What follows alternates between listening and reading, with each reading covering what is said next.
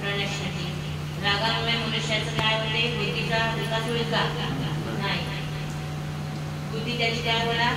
समाप्त होऊन जाणार आणि इच्छा न पूर्ण झाल्यामुळे राग उत्पन्न होणार आणि रागाने मनुष्य अतिमोहामध्ये जाऊन आपल्या बुद्धीचा काय होणार?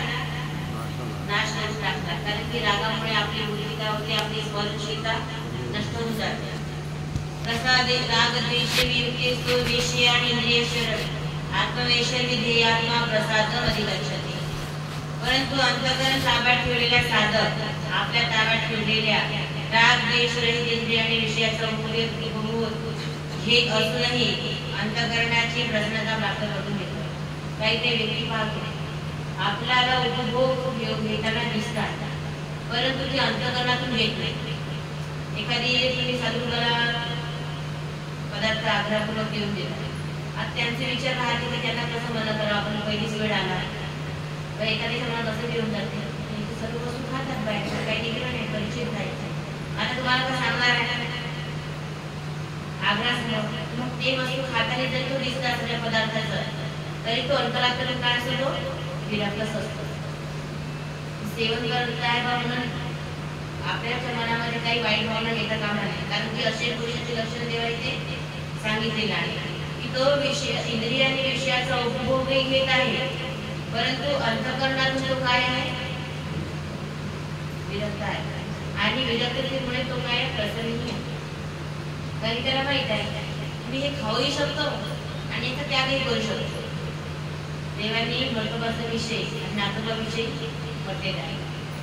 वानरेश रसभीती आणि उडवली जाते, त्या झाडावर बसून राहणार नाही, खात असते कसा।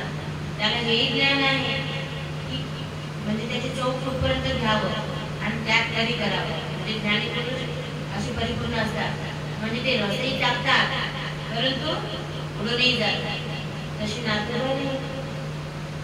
नातोबाबद्दल शास्त्र दिली नाही। नातोबाने जेव्हा त्यांना म्हटलं की जीजी आम्हाला सर्व गोष्टींचा निग्रह करता येते तुमच्या कृपेचा नाही, आमच्यामध्ये एवढी क्षमता आहे का? देव काय म्हणजे माहिती का? तुम्ही संधिदानामध्ये म्हणजे तुम्हाला असं वाटतंय अशा पद्धतीने आपण अग्नीच्या जवळ गेल्यानंतर आपल्याला थंडी येते का? की गरमी येते? म्हणून परमेश्वराजवळ जेव्हा आपण राहू तर काय आहे? एक प्रकारची अग्नी आहे आणि त्या अग्नीमध्ये आपल्याला थंडी बाधत नाही। त्या पद्धतीने परमेश्वराच्या ठिकाणी जर एखादी अशी भावना उत्पन्न होत नाही एका तर मग म्हणून देव म्हणते की असं तुम्हाला हा काय म्हणतो की मला निग्रह करता येतो। पण देवाला माहित होतं की हा निग्रह कशामुळे आहे? संधिधानामुळे आहे। नाहीतर आत्ता पलीकडे गेल्याबरोबर तू भ्रष्ट होऊन जाशील। म्हणजे असं जसं वानरेशाबद्दल देव बोलत आहे, आचार्यांबद्दल बोलत आहे, ठाम निश्चय सांगतात की वानरेश्वर रसभीती आणि उडवली जाते परंतु तशी शाश्वती बाकीच्या बद्दल नाही आहे। अशाच पद्धतीने इथे श्रीकृष्ण भगवंतही सांगत आहे प्रसादे सर्व दुःखानां हानी रसे पजायते प्रसन्न चित्ते ह्याशो बुद्धी पदे वदिष्यते। अंतःकरण प्रसन्न असल्यामुळे त्याची सर्व दुःखे काय होतात? नाहीशी होतात। अगदी त्या तो अंतःकरणातून संतुष्ट आहे ना, बाह्य पदार्थ तो रमण नाही, रमण न होणे हेच महत्वाचं आहे।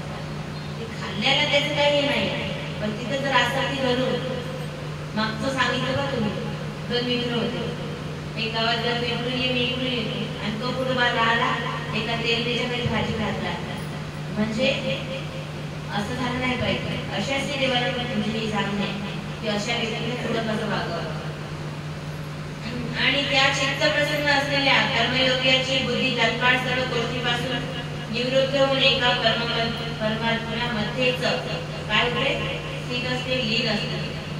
तो व्यक्ती आपल्या परमात्म्यामध्ये लीन आहे म्हणून त्याची या गोष्टीमध्ये आसक्ती नाही, या विषय पदार्थावर त्याला म्हणता नाही। कारण की तो हात ते जरी दिसला तरी त्याचं लक्ष कुठं राहते? की परमात्मा। तो विचार करत राहते की मी हे ग्रहण केल्यावर माझं देवाकडे लक्ष नाही दूर झालं पाहिजे। तो अशा प्रकारे राहतो। नास्ति बुद्धिरयुक्तस्य नचायुक्तस्य भावना नचा भावयुक्त शांती रशस्य उद्गत। आता इथं काय म्हटलेलं आहे,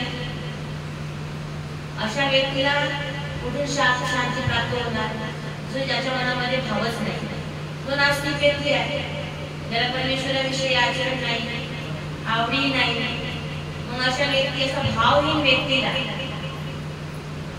कुठचं सुख प्राप्त होणार. म्हणून नचा भाव येतः शांती, त्याचा भावच नाही आहे, त्याला सुख तरी कुठचं प्राप्त होणार आहे. आणि म्हणून मन, इंद्रिय आणि न जीव करणाऱ्या पुरुषाच्या ठिकाणी, मन आणि इंद्रिय न जीव करणाऱ्या पुरुषाच्या ठिकाणी निश्चयात्मक बुद्धी नसते. त्यानं मनाला आणि इंद्रियाला जिंकलाय, त्याची बुद्धी काय असते, निश्चल असते, दृढ असते. परंतु त्यानं मनाला जिंकलेलं नाही आहे, इंद्रियाला जिंकलेलं नाही आहे, याची बुद्धी तरी निश्चित आहे का, नाही आहे. अशा अयुक्त पुरुषाच्या अंतःकरणात आसक्ती भाव नाही. काय आहे, आस्तिक भाव नाही. आस्तिक आणि नास्तिक समजते ना. आस्तिक म्हणजे देवधर्म मानणारा, नास्तिक म्हणजे न मानणारा. तसेच भावशून्य माणसाला कुठून शांती प्राप्त होणार, सुख कुठून प्राप्त होणार. इंद्रियाणां सरतां यन्मनो विद्यते तदस्य हृदि प्रज्ञा वायुना कविमानस्ति. आता याच्यामध्ये आपले प्रभावी इंद्रिय जे आहे ते काय, मन आहे. ज्या पद्धतीने एखादी नाव पाण्यामध्ये चालत आहे, परंतु त्या नावेमध्ये मनुष्य बसलेला आहे, परंतु वाऱ्याने ते नाव काय होते. जर एखाद्याने नाव चालवणाऱ्याने ते कुठे ढकलून घेऊन जातो मोठं, ते काय नाही. अशा पद्धतीने आचार्य पुरुषाला जे मन आहे ते कुठं घेऊन जाणार काही सांगता येत नाही त्याच्यावर. कारण ज्याप्रमाणे पाण्यात चालणाऱ्या नावेला वारा वाहून येतो, त्याचप्रमाणे विषयात वावरणाऱ्या इंद्रियापैकी मन ज्या इंद्रियाबरोबर राहते, मनुष्याचं मन राहते ना, ते एकच इंद्रिय या अयुक्त पुरुषाची बुद्धी विरावून घेते. कोणत्या, जो नास्तिकवादी आहे. आस्तिकवाद्याने त्यांना आपले इंद्रिय कंट्रोलमध्ये करून ठेवलेले आहे, म्हणून परमेश्वराचा आशीर्वादामुळे तो समोर चालतो. परंतु हा नाही, नास्तिक नाही. हा जे सोबत मन राहते ना, हा मन ओढाळ मन आपल्याला. म्हणून त्या नावीचा आणि त्या पाण्याचा हे देव त्याला सांगतात की ज्या पद्धतीने एका पाण्यामध्ये नाव वारा वाहून घेऊन जातो, तसं मन पुरुषाला आचरण काय करतो, म्हणजे नास्तिकातील पुरुषाला कुठेही वाहून घेऊन जातो. या विषयात सर्व तस्मादस्य महाबाहो निगृहीतानि सर्वश इंद्रियाणि इंद्रियाणि तस्य प्रज्ञा प्रदिशिना. म्हणून हे महाबाहो, ज्याची इंद्रियाच्या विषयापासून सर्व प्रकारे आवरून धरलेली असतात, त्याची बुद्धी काय असते, स्थिर आहे. कारण आपले सर्व इंद्रिय आवरून ठेवलेले आहेत. या निशा सर्व भूतानां तस्यां जागृती संयमी यस्यां जागृती भूतानि सा निशा पश्यतो. आता नास्तिकवादी तर झाला, सांगितलं. तो आता आस्तिकवादी सांगत आहे, तो आचारवंत पुरुष आहे. ज्या पद्धतीने तो आचारवंत आहे, बाकी सर्व प्राणी मात्राची रात्र असते ते झोपतात, आणि हा काय करतो, जागतात. कशासाठी जातो, चिंतनासाठी. आणि ज्या वेळेस तो झोपतो त्यावेळेस ते जागतात.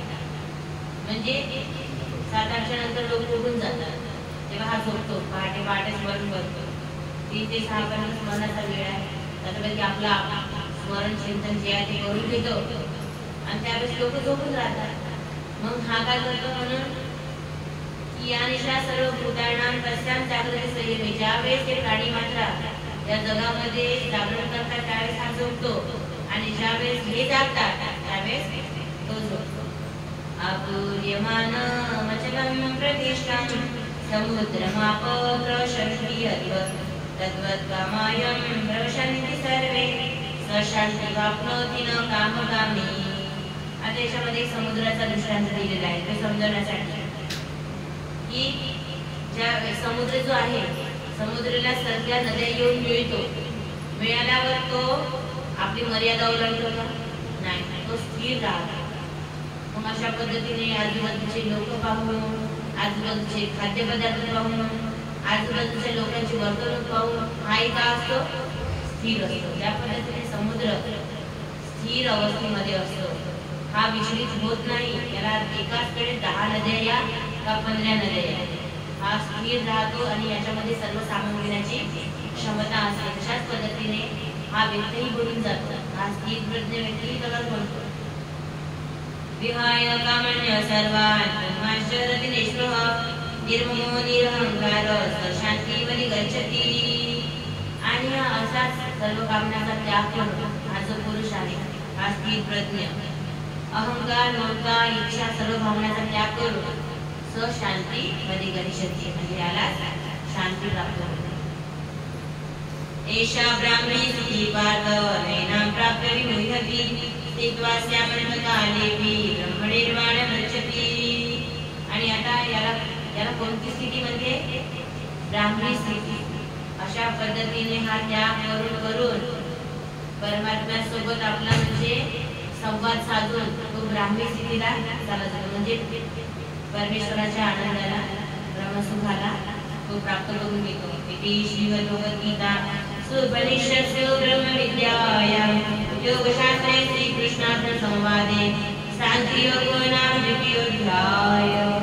श्री गोपाल कृष्ण महाराज की जय. आज आपण यांचे निमित्त जे आजची जी लीला आहे देव ऐकायचे का नाही?